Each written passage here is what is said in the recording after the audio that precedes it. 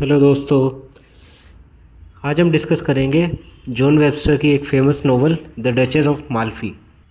तो सबसे पहले हम ऑथर के बारे में बात कर लेते हैं। इनका जन्म 1580 लंदन इंग्लैंड में हुआ। इनकी नेशनैलिटी इंग्लिश और जो इनका पीरियड रहा वो रहा 1580 से लेके 1634 तक। और जिस जॉनर में इन्होंने काम किया वो ड्रामा था और जिन सब्जेक्ट्स में इन्होंने डील किया वो रिवेंज, लव एंड कॉन्स्पिरेसी। और इनकी मृत्यु 1634 लंदन इंग्लैंड में ही हुई। अब दोस्तों हम बात करते हैं इस नॉवल के आउटलाइन के बारे में। जो डचेस ऑफ माल्फी नॉवल है इसके ऑथर जैसा कि मैंने आपको बताया जॉन वेबस्टर है और जो इसका डेट ऑफ कॉम्पोजिशन था वो अराउंड 1612 और 1613 साल में था। और जो इसका जॉनर है वो है जैकोबियन ट्रेजेडी। और जो इसका थीम है वो बेसिकली एक डार्क और इंटेंस ट्रेजेडी है जिसमें पावर का मिसयूज़ है, धोखा है और करप्शन के कॉन्सिक्वेंसेस का भी इसमें काफ़ी हद तक एक थीम रखा गया है। और बेसिकली यह फैमिली ड्रामा है जिसमें लॉयल्टी टेस्ट होती है सबकी समय समय पे। तो अब दोस्तों हम बढ़ते हैं इसके कैरेक्टर्स की तरफ। तो जो इसका मेन कैरेक्टर है, जो राजकुमारी है माल्फी की, वो एक विधवा है। हालांकि बहुत ही नोबल लेडी है और बहुत सुंदर लेडी है और हमारे इस प्ले की हीरोइन है। अब दूसरा कैरेक्टर जो है इसमें दोस्तों वो है एंटोनियो, जो वहाँ पे जितने भी नौकर काम कर रहे हैं वो उन सब का सुपरवाइज़र है। और हम देखेंगे प्ले में वो आगे चल के डचेस का हस्बैंड होता है।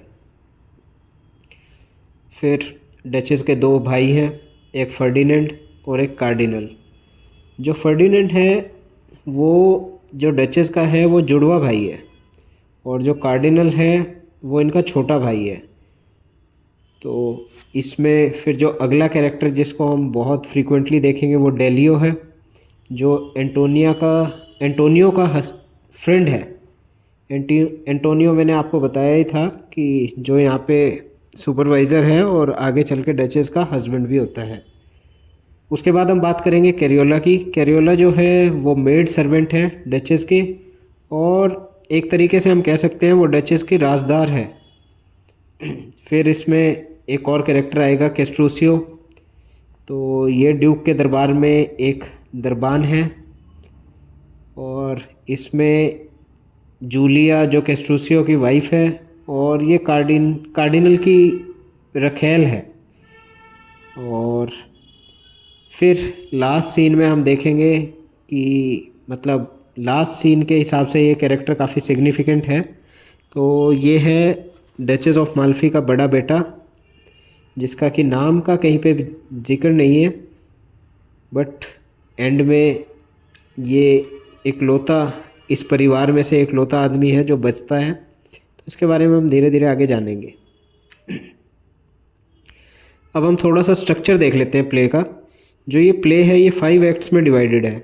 जो पहला एक्ट है उसमें 3 सीन है, सेकंड एक्ट में 5 सीन है, थर्ड एक्ट में भी 5 सीन है, फोर्थ एक्ट छोटा है इसमें 2 सीन है मात्र, और पांचवा और फाइनल एक्ट है जो उसमें फिर 5 सीन है।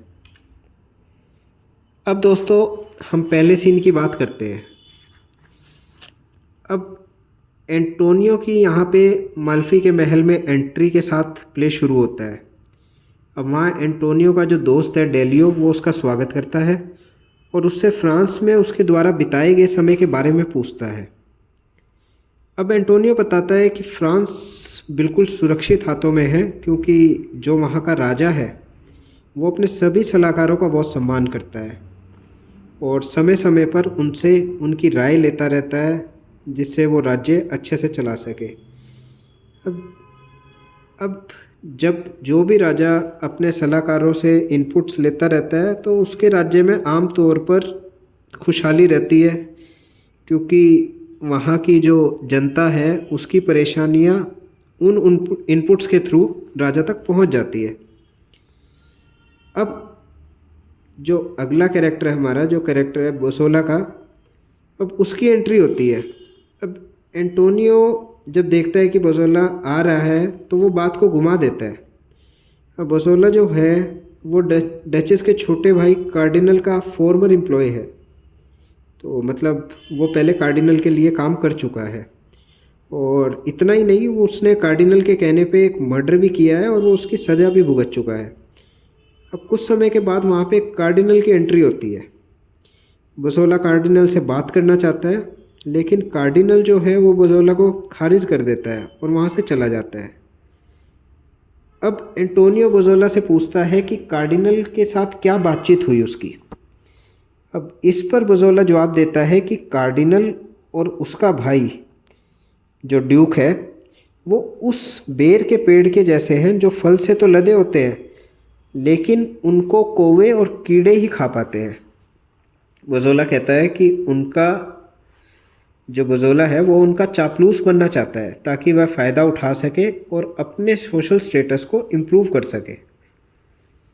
और जैसे ही उसका सोशल स्टेटस इम्प्रूव हो जाएगा तो वो वहाँ से चला जाएगा सब कुछ छोड़ छाड़ के।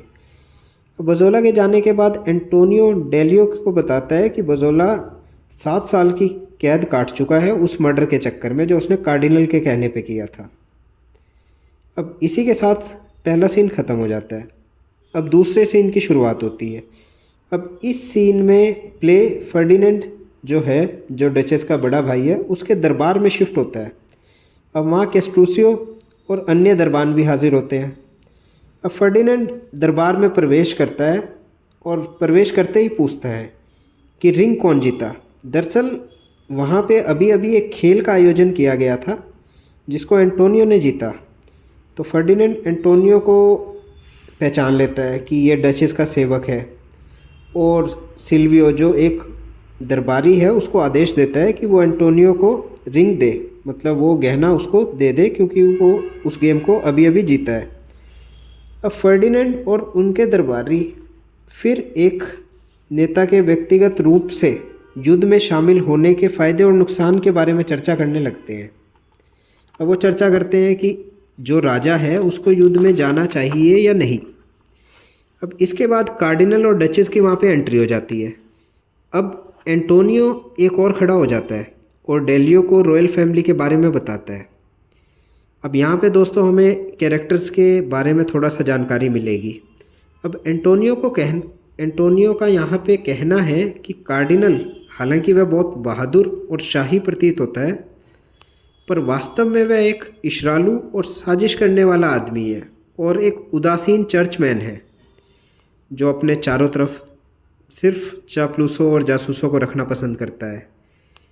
अब बात होती है ड्यूक फर्डिनेंड की। अब ड्यूक फर्डिनेंड के बारे में एंटोनियो कहता है कि वह अपने भाई की तरह बाहर से तो मज़ेदार और दयालु दिखता है, लेकिन असल में वह बहुत ही ज़्यादा जालसाज किस्म का इंसान है और जासूसों का बहुत ज़्यादा उपयोग करता है।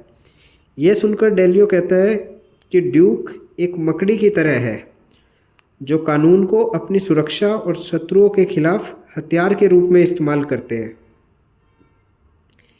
अब इन सब के अलग डचेस की बात होती है।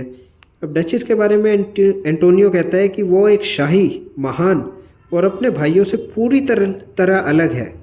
उसकी सुंदरता, उसका चेहरा और उसकी नैतिकता उसके व्यक्तित्व की विशेषताएं हैं। अब तभी कैरियोला जो डचेस की दासी है वो एंटोनियो को कहती है कि आधे घंटे में हमें डचेस के पास जाना होगा, और एंटोनियो और डेलियो वहाँ से निकल जाते हैं। अब एंटोनियो के जाने के बाद फर्डिनेंड डचेस को कहता है कि वो बोसोला को उसके घोड़ों का सुपरवाइज़र नियुक्त कर दे। अब डचेस से जब ये बात होती है तो डचेस इस बात के लिए एग्री हो जाती है। अब सब लोग वहाँ से चले जाते हैं। अब फर्डिनेंड और कार्डिनल के अलावा बाकी सब लोग वहाँ से निकल गए।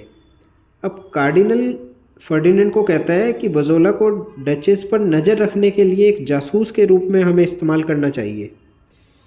फर्डिनेंड कहता है कि इस काम के लिए एंटोनियो को रख सकते हैं। पर कार्डिनल कहता है कि एंटोनियो एक बहुत ईमानदार आदमी है और वो इस काम के लिए सही व्यक्ति नहीं है। तो कार्डिनल ये भी बताता है कि वह बज़ोला को इसलिए अवॉइड कर रहा है क्योंकि लोग कार्डिनल और बज़ोला को एक ही अपराध में शामिल ना समझे। उनको ऐसा ना लगे कि जो बज़ोला ने हत्या की थी वो कार्डिनल के कहने पे ही की थी। तो अब कार्डिनल देखता है कि बज़ोला वापस आ रहा है और वो कहता है, और वो ये देखते ही वहाँ से निकल जाता है। अब फर्डिनेंड बज़ोला से पैसे दे अब जो फर्डिनेंड है वो बज़ोला को पैसे देता है और डचेस पे नज़र रखने को बोल देता है। अब क्योंकि डचेस एक विधवा औरत है तो उसके भाई नहीं चाहते कि वो दोबारा से शादी करे।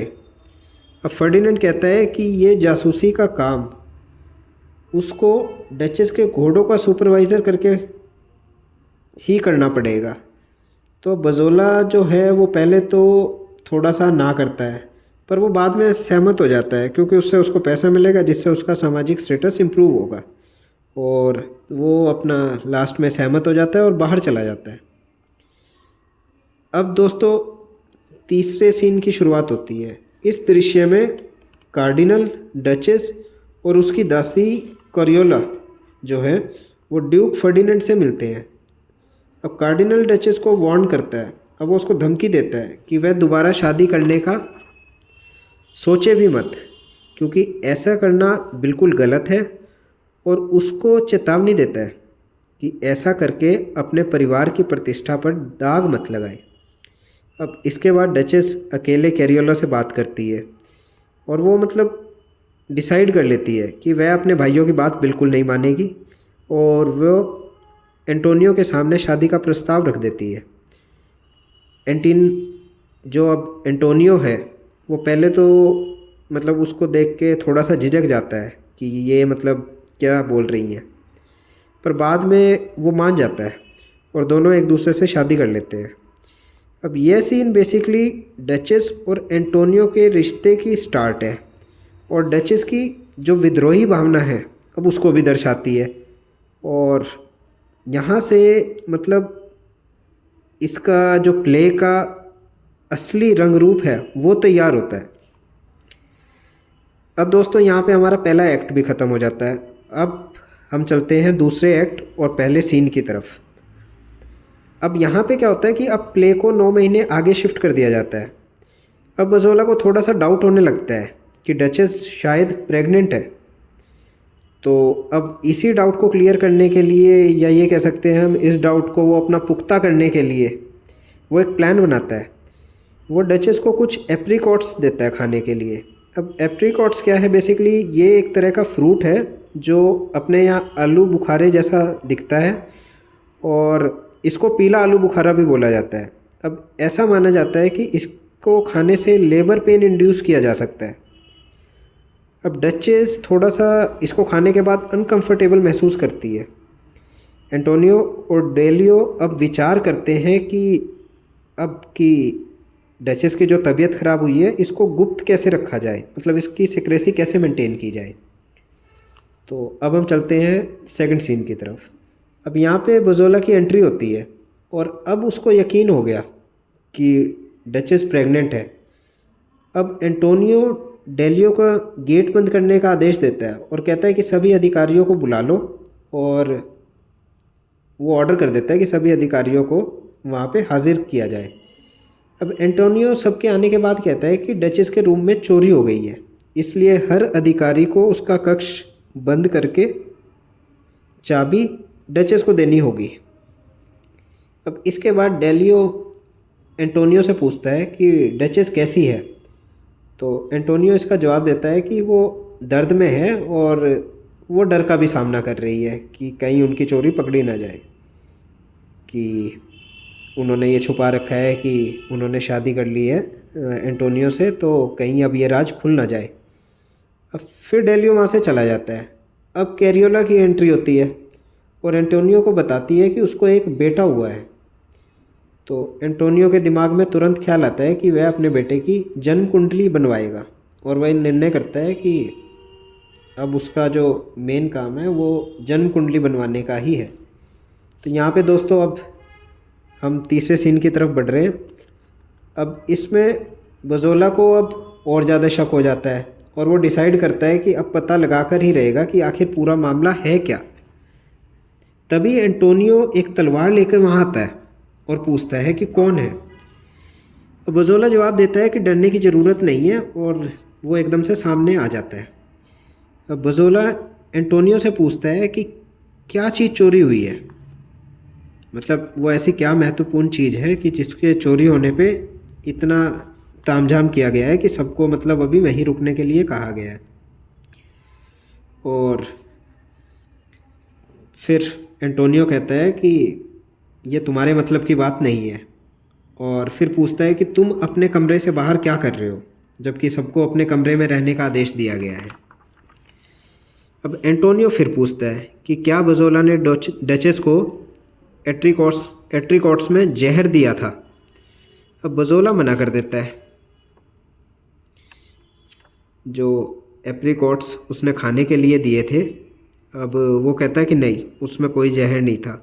फिर एंटोनियो कहता है कि जो चोरी हुई है उसमें बजोला मेन सस्पेक्ट है, इसलिए उसे डचेस के पास जाने की परमिशन नहीं है।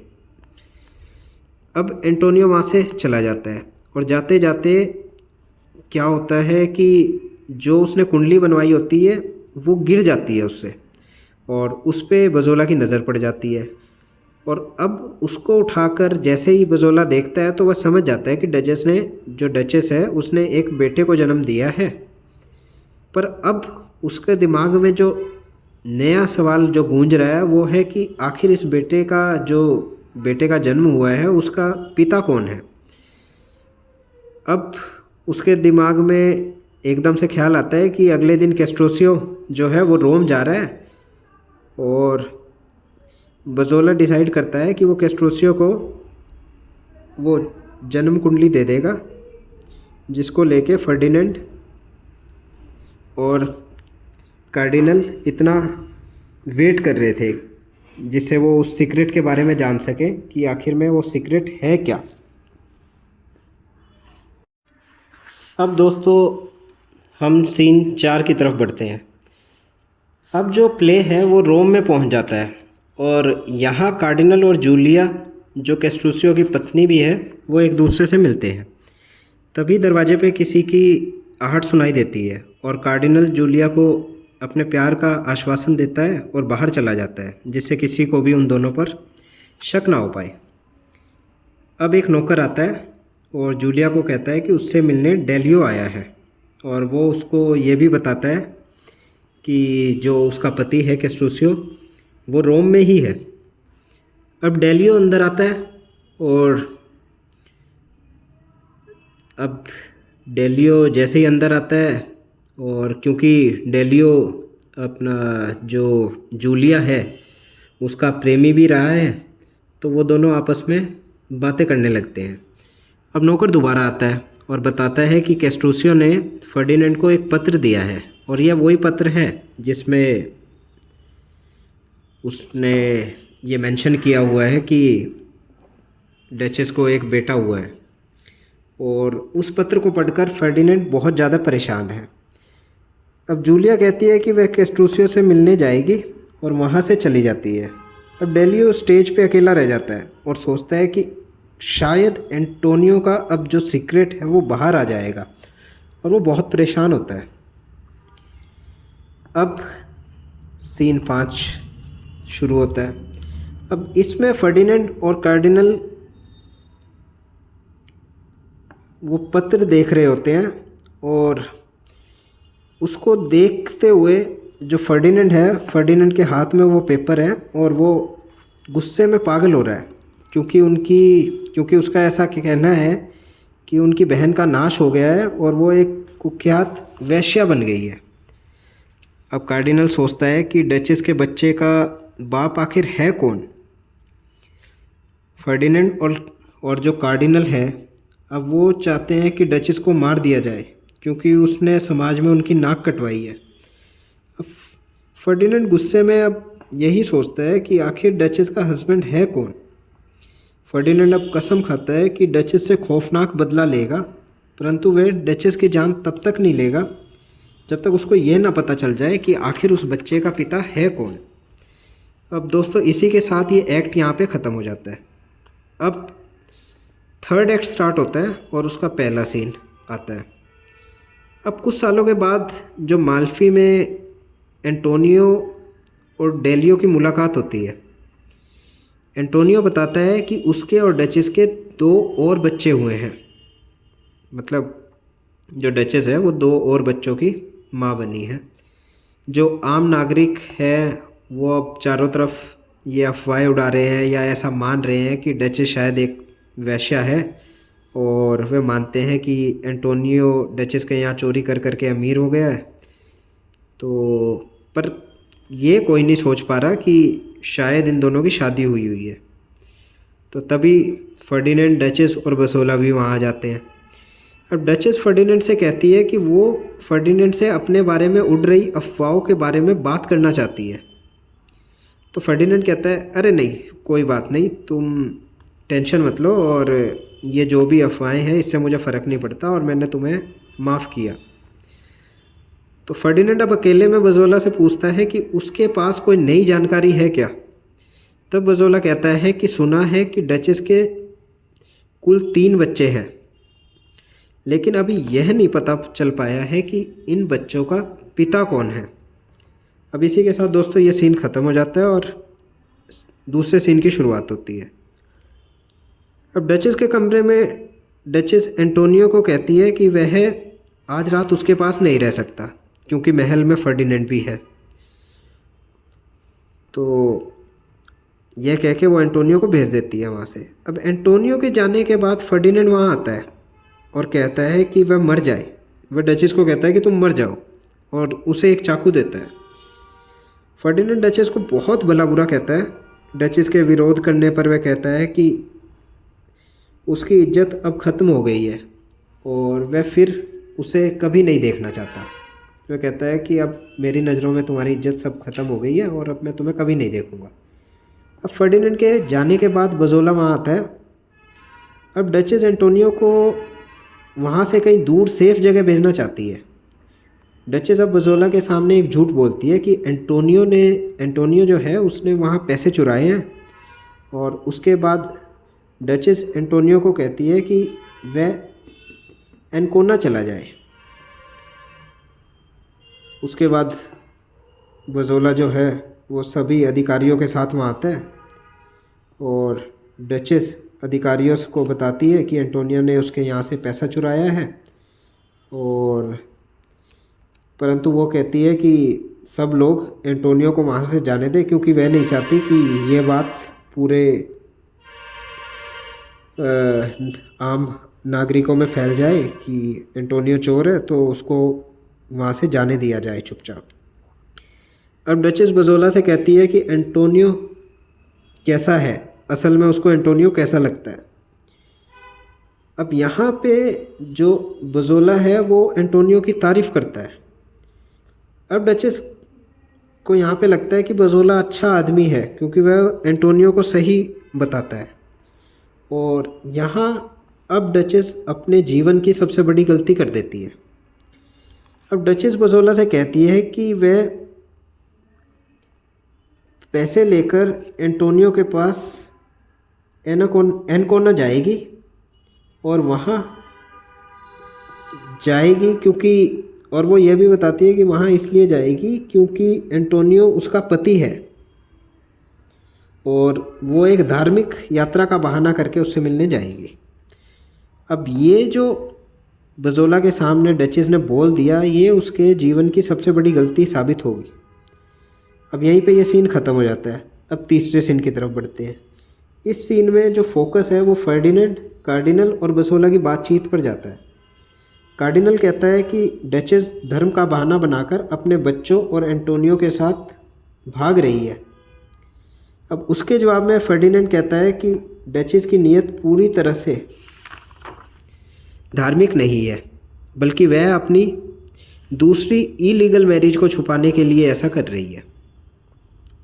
अब कार्डिनल कहता है कि वह एनकोना के राजा से बात करके डचेस और उसकी पूरी फैमिली को वहाँ से निष्कासित करवा देगा, मतलब वहाँ से देश निकाला दिलवा देगा।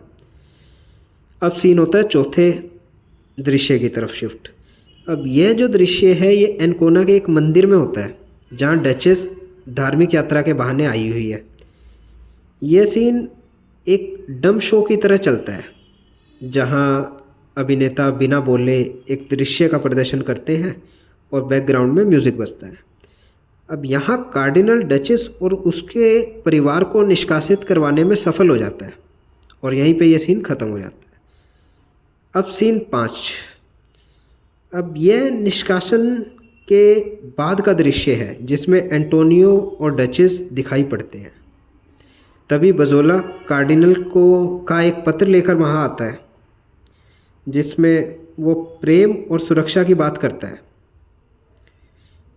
अब डचेस को कार्डिनल की नीयत पे तो पहले से ही शक है और वो कहती है कि यह मात्र तूफान से पहले की शांति है और ऐसा नहीं है कि कार्डिनल तुम्हें माफ़ कर देगा। वो एंटोनियो को ऐसा कहती है। कार्डिनल लिखता है कि वो एंटोनियो से मिलना चाहता है। अब डचेस और एंटोनियो इसे बिल्कुल अस्वीकार कर देते हैं। अब बसोला बाहर आ जाता है और डचेस एंटोनियो को सलाह देती है कि वो उनके बड़े बेटे को लेकर मिलान चला जाए जिससे वो दोनों सुरक्षित रह सकें।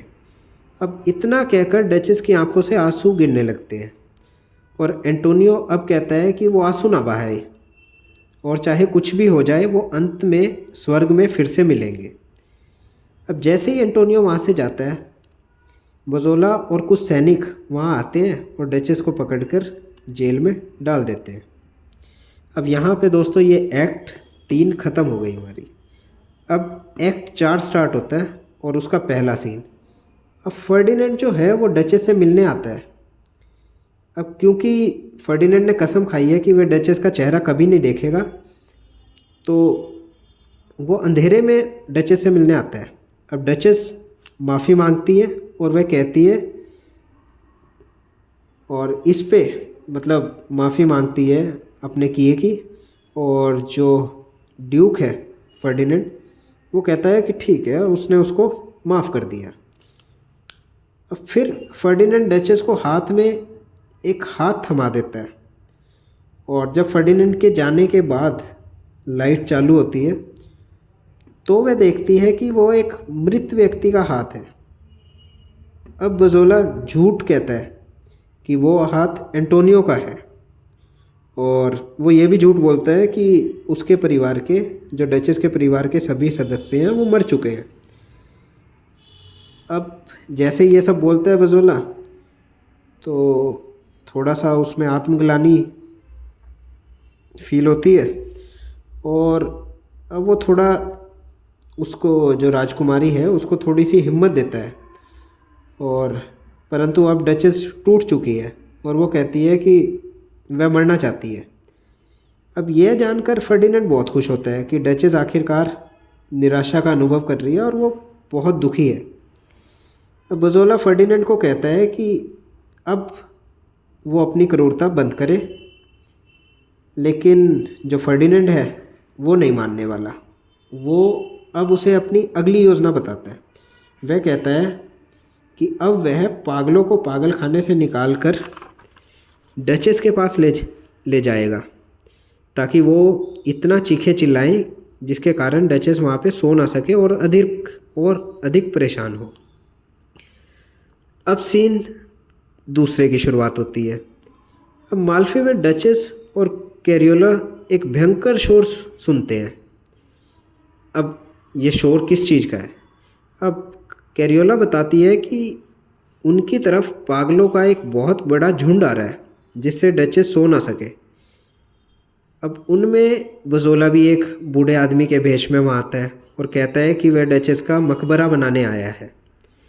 अब डचेस कहती है कि अब ये सब बेईमानी है, अब उसको मौत से डर नहीं लगता क्योंकि उसके परिवार की पहले ही मृत्यु हो गई क्योंकि उसे ऐसा बताया गया है। तो अब फर्डिनेंड आता है और पूछता है कि क्या डचेस मर गई। अब बजोला उसको क्योंकि मार ही चुका होता है तो वो कहता है कि हाँ जो डचेस है वो मर चुकी है। अब बजोला फर्डिनेंड के एटीट्यूड पर सवाल उठाता है। वो कहता है कि तुमने ये सब अच्छा नहीं किया। फर्डिनेंड एडमिट करता है कि वह चाहता था कि डचेस सिर्फ दूसरी शादी ना करे, क्योंकि उसका मकसद सिर्फ उसकी संपत्ति हड़पना था।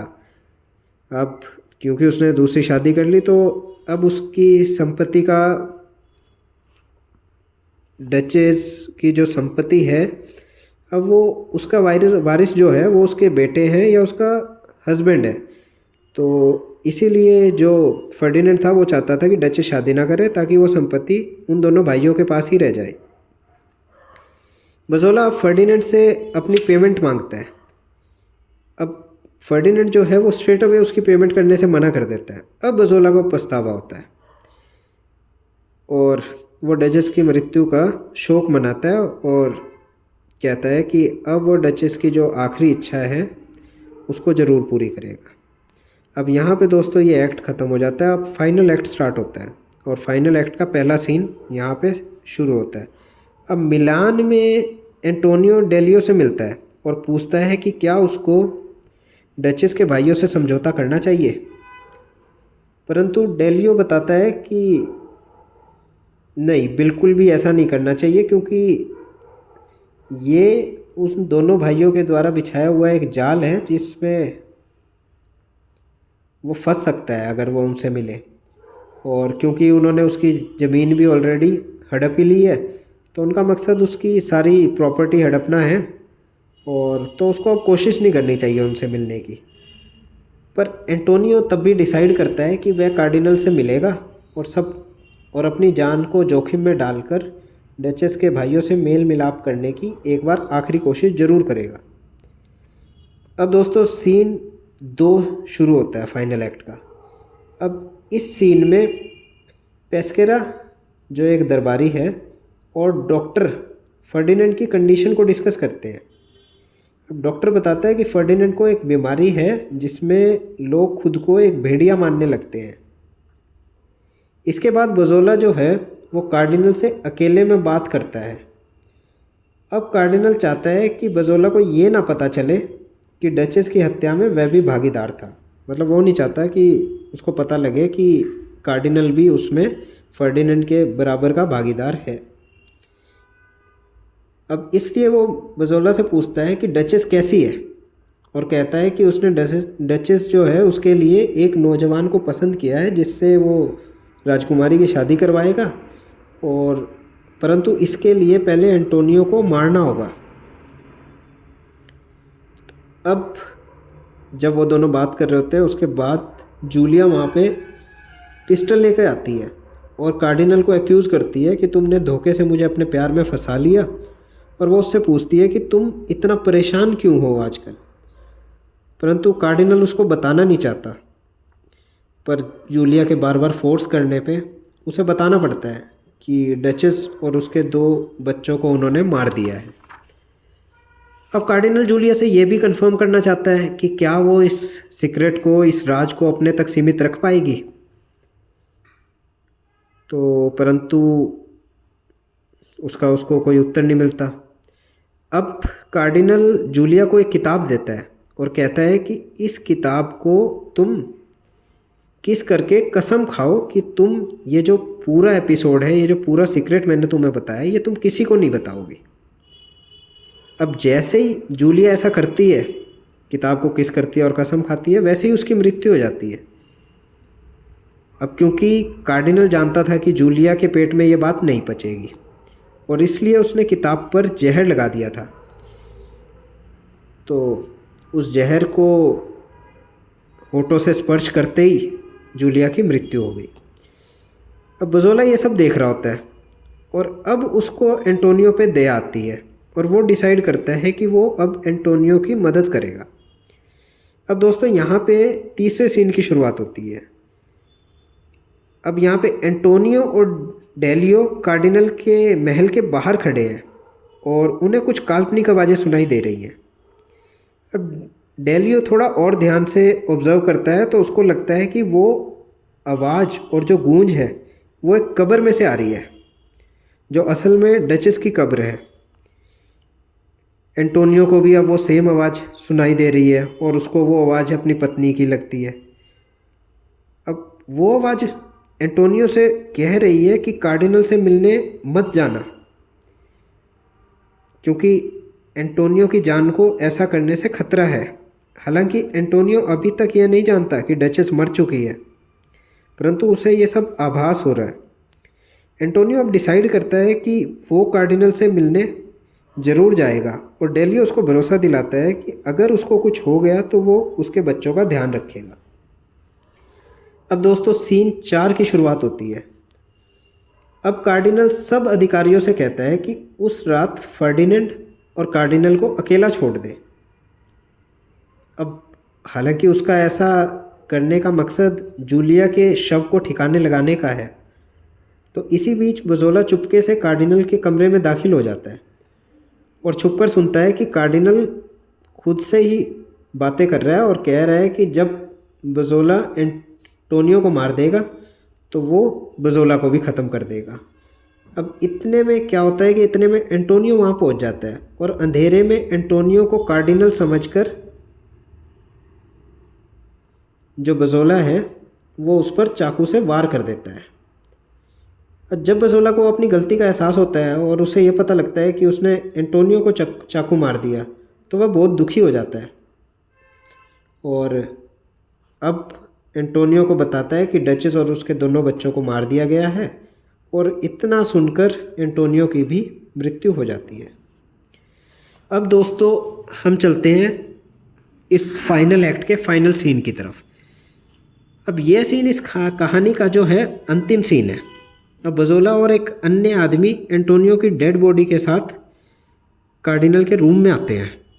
अब बजोला कार्डिनल की हत्या करने के लिए जैसे ही अपनी तलवार निकालता है उसी समय कार्डिनल कहता है कि तुम मुझे मत मारो, मैं तुम्हें सब पैसे दे दूंगा। परंतु अब बजोला नहीं मानने वाला और वो कार्डिनल को जान से मार देता है। अब कार्डिनल की चीख पुकार सुन के वहाँ पे फर्डिनेंड आ जाता है। अब कार्डिनल जैसे ही कार्डिनल पे एक वार कर चुका है बजोला ऑलरेडी, तो कार्डिनल अपने भाई से मदद मांगता है। परंतु अंधेरा होने की वजह से जो फर्डिनेंड है वो कार्डिनल को एक राक्षस समझकर उस पर अटैक कर देता है और वो